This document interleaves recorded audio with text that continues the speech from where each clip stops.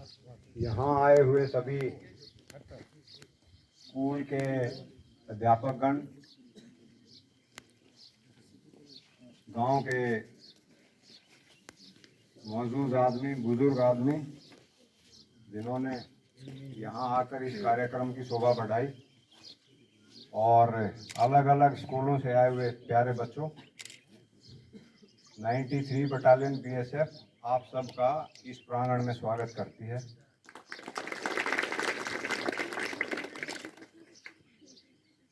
इस अवसर पर मैं एक दो बातें कहना चाहूँगा जो आज के दिन बहुत ज़्यादा प्रासंगिक हैं।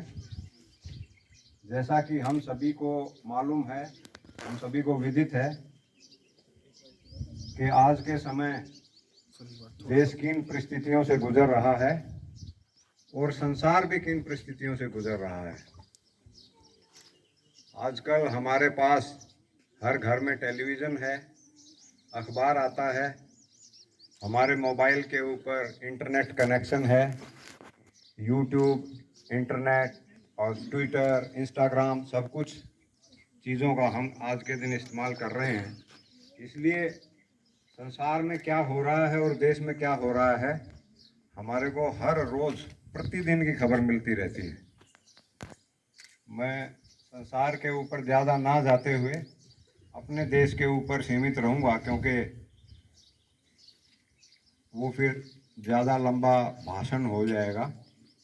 देखिए, देश में बॉर्डर्स के ऊपर, सीमाओं के ऊपर तो सैनिक अपना काम कर ही रहे हैं, देश की रक्षा और सुरक्षा में लगे हुए हैं।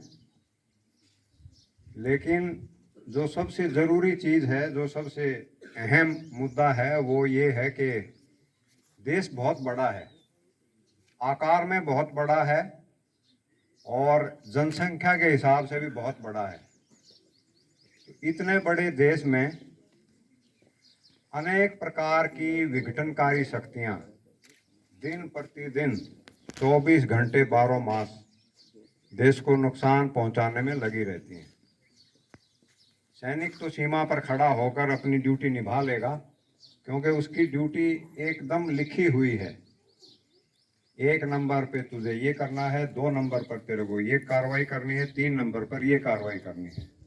उसको पता है, उसके हाथ में हथियार है कि सामने से दुश्मन आएगा, एक बार उसको चैलेंज किया जाएगा, अगर वो रुक गया तो उसको एप्रीहेंड किया जाएगा, पकड़ा जाएगा और कानून के हवाले किया जाएगा, और यदि नहीं रुका तो उसको न्यूट्रलाइज कर दिया जाएगा, गोली मार के उसको ख़त्म कर दिया जाएगा। क्योंकि कोई भी हमारी सीमाओं के अंदर बिना हमारी इजाज़त के अगर घुस रहा है तो वो हमारी नज़रों में वो दुश्मन है। दुश्मन को एक बार इंसानियत के नाते चैलेंज किया जाएगा, रोका जाएगा, अपनी पहचान बताने के लिए बोला जाएगा, नहीं रुकता है, अपनी पहचान नहीं बताता है, तो उसको गोली मारकर वहीं ख़त्म कर दिया जाएगा।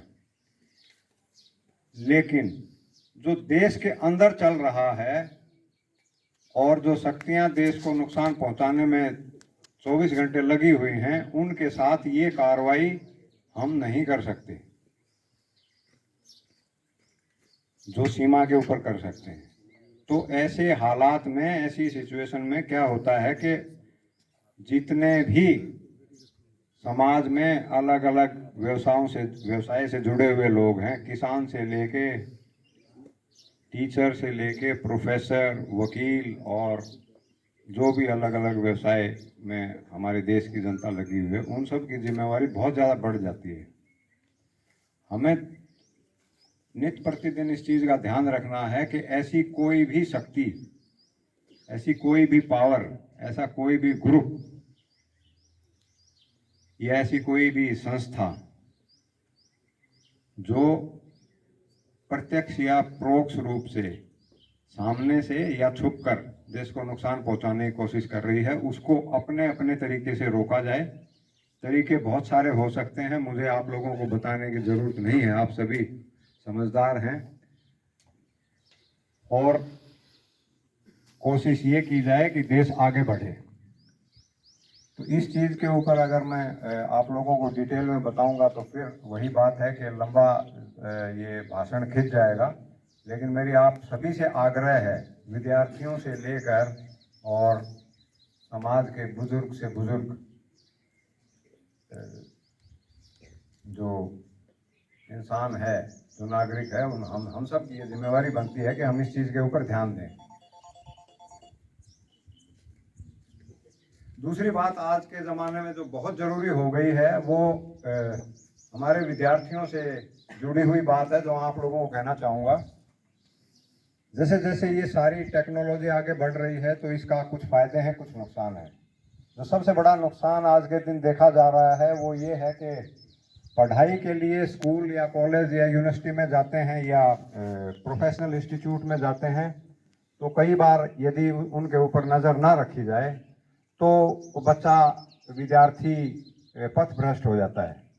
तो ऐसी सिचुएशन में हम सब की जिम्मेवारी बनती है, समाज की, माता पिता की तो बनती ही है, उनका पुत्र पुत्री कहीं पढ़ रहा है, कोई कोर्स कर रहा है, हम सब की भी जिम्मेवारी बनती है, कलेक्टिव रिस्पॉन्सिबिलिटी, सामूहिक जिम्मेवारी बनती है कि हम अपने बच्चों का ध्यान रखें, चाहे स्कूल में, चाहे कॉलेज में, चाहे यूनिवर्सिटी में।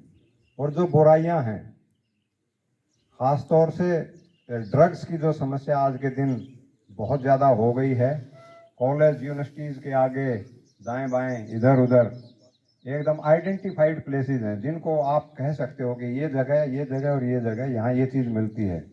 उनको ऐसी सब जगहों को जो है, ऐसे आदमियों को डिस्करेज किया जाए, हो सके तो कानून के हवाले किया जाए, ताकि जो है ये जो बच्चे हैं, जो हमारे देश का भविष्य हैं, इनका रास्ते में कोई, इनकी प्रोग्रेस और इनकी डेवलपमेंट में कोई बाधा ना आ पाए। बच्चा को जैसे जिस तरीके से उसको सिखाया जाएगा, जैसे उसको बताया जाएगा, जैसे समझाया जाएगा, जैसी शिक्षा दी जाएगी, वैसा ही नागरिक वो आगे जाकर बनेगा। देश बहुत बड़ा है और हम सबको मिल के काम करने की ज़रूरत है। ऐसी हालात में जॉइंट रिस्पॉन्सिबिलिटी हम सब की बन जाती है। एक चीज़ और मैं इस मौके पर कहना चाहूँगा, जो मैंने ऑब्जर्व किया, मैं हरियाणा राज्य से हूँ और हरियाणा और गुजरात का जो कल्चर है वो काफ़ी मिलता जुलता है। दोनों राज्यों में किसानी है, फार्मिंग, कैटल रियरिंग है, पशुधन है और किसान है। पहनावा भी तकरीबन मिलता जुलता है।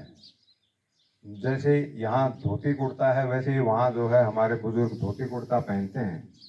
और जो हमारी माताएं हैं, जो महिलाएं हैं, वो अपने दिनचर्या जो उनकी रहती है वही घर का काम, और जो किसान, जो उनका घर वाले हैं, उनके काम में हाथ बटाना, ये सारी चीज़ें दोनों राज्यों में तकरीबन समान हैं, कोई ख़ास फर्क नहीं है। तो एक चीज़ और भी समान है, जो मैं असल में जिस पॉइंट पर जोर देना चाह रहा हूँ, वो ये है कि हम अपनी बेटे और बेटी में काफ़ी फर्क करते हैं। अगर सुबह के टाइम नाश्ता अगर दिया जाएगा तो मैंने ऐसा देखा है यहाँ भी और हरियाणा में भी, तो उस एक गिलास में दूध डाला जाएगा, तो जो बेटा है, लड़का है, उसके गिलास में थोड़ा ज़्यादा दूध डाल देगी उसकी माता, और उस बच्ची के गिलास में थोड़ा कम दूध डाल देगी। ऐसा कतई ना करें, समय बदल चुका है। अब हम इन सब चीज़ों से आगे बढ़ चुके हैं। हमारी बेटियों ने, हमारी बहनों ने अपने आप को प्रमाणित कर दिया है कि वो किसी भी फील्ड में लड़कों से कम नहीं है।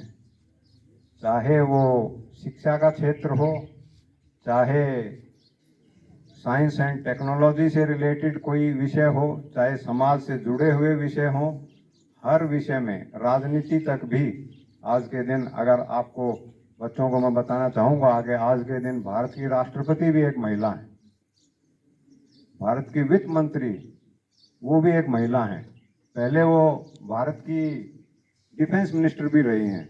और अगर मैं ऐसे गिनाना शुरू करूं तो इतनी महिलाएं हैं जिन्होंने सफलता की वो ऊंचाइयां हासिल की हैं कि आप सपने में भी नहीं सोच सकते। तो कृपया करके जितने भी माता पिता हैं वो इस चीज़ के ऊपर ध्यान दें कि बेटे और बेटियों में फ़र्क ना करें। और बेटी का भी उतना ही ध्यान रखें, खाने पिलाने से लेके और शिक्षा तक जितना वो अपने बेटे का ध्यान करने की कोशिश करते हैं।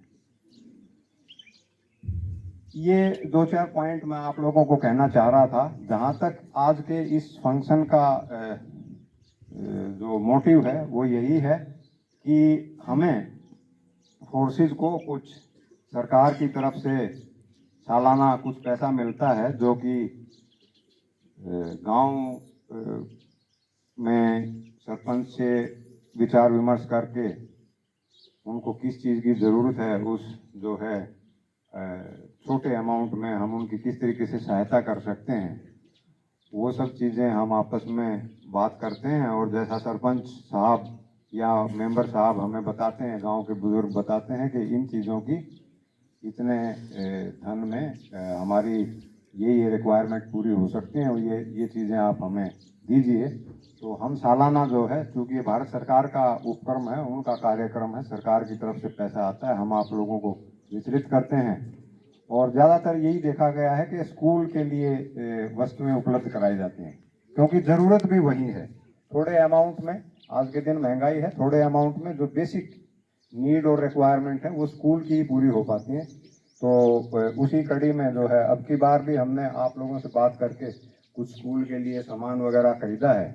वो बच्चों को हम स्कूल टीचर और प्रिंसिपल या जो भी जो है मौजूद आदमी होंगे उनको हम यहाँ देंगे, ताकि बच्चों के काम आ सके। और बच्चों का जो एक कलेक्टिव हम सब की रिस्पॉन्सिबिलिटी है, उनको आगे बढ़ाने में इन चीज़ों का भी अपने तरीके से जो है एक योगदान रहेगा। तो अभी मैं सभी स्कूल टीचर्स और दूसरे गणमान्य व्यक्ति जो हैं उनको आमंत्रित करूंगा इधर। वो स्कूल का नाम हम बोलेंगे, साथ में जो जो सामान बांटना है वो बता दिया जाएगा, और वो कृपया यहाँ मंच पर आएं और ये सामान अपने स्कूल के लिए ग्रहण करें।